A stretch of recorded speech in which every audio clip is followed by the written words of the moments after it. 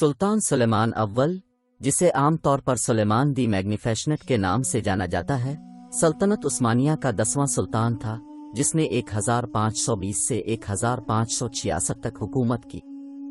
اسے اکثر عثمانی تاریخ کے عظیم اور طاقتور حکمرانوں میں سے ایک سمجھا جاتا ہے۔ سلیمان 1494 میں پیدا ہوئے اور اپنے والد سلیم اول کی وفات کے بعد تخت پر بیٹھے۔ اپنے دور حکومت میں سلیمان نے سلطنت عثمانیہ کو سیاسی اور فوجی طاقت کے عروج پر پہنچایا۔ اس نے کئی کامیاب فوجی مہمات چلائیں، سلطنت کے علاقوں کو یورپ، ایشیا اور افریقہ کے کچھ حصوں تک پھیلا دیا۔ اس کے قابل ذکر فوجی کارناموں میں سے ایک بلغراد پر قبضہ اور 1522 میں روڈز کی فتح تھی۔ اس نے 1529 میں ویانا کا محاصرہ بھی کر لیا، حالانکہ وہ شہر پر قبضہ کرنے میں کامیاب نہیں ہو سکا تھا۔ سلیمان اپنی قانونی اور انتظامی اصلاحات کے لیے جانا جاتا ہے، جنہوں نے عثمانی ریاست کی طاقت کو مزید مرکزی بنایا۔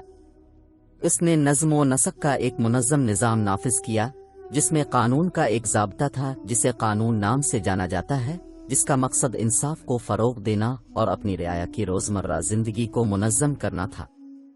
اپنی عسکری اور انتظامی کامیابیوں کے علاوہ سلیمان فن اور ثقافت کے بھی سرپرست تھے۔ انہوں نے عثمانی فن تعمیر، شاعری اور ادب کی ترقی کی حمایت کی۔ ان کے دون حکومت کی سب سے قابل ذکر تعمیراتی کامیابیوں میں سے استنبول کی سلیمانی مسجد ہے، جو اب بھی شہر کے مشہور مقامات میں سے ایک ہے۔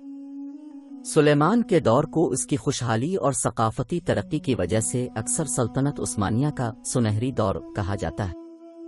اس کی موت 1566 میں ہنری میں ایک فوجی مہم کے دوران ہوئی، اور اس کی موت نے سلطنت عثمانیہ کی توسیع کے دور کا خاتمہ کیا۔ مجموعی طور پر سلطان سلیمان اول نے ایک طاقتور حکمران، فوجی حکمت عملی اور فنون کے سرپرست کے طور پر ایک پائیدار میراث چھوڑی، جس نے سلطنت عثمانیہ کی تاریخ اور اپنے وقت کے وسیع تر جغرافیائی سیاسی منظرنامے میں اہم کردار ادا کیا۔